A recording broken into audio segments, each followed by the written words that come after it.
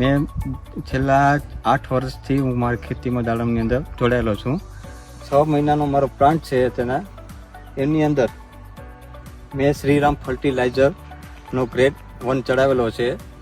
વરસાદની અંદર પહેલું સ્ટેજમાં મારું ડ્રોપિંગ થઈ ગયું, પણ બીજા સ્ટેજમાં શ્રીરામ ફર્ટિલાઇઝરવાળા મારી પાસે આવ્યા હતા.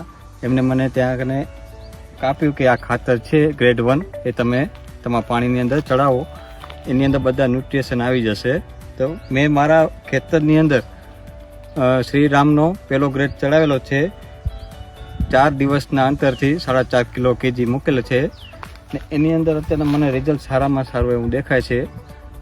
ત્યારે મારે જો નરની આપણે ફિમેલ ફ્લાવર કહેવાય એની સંખ્યા અત્યારે વધારે છે.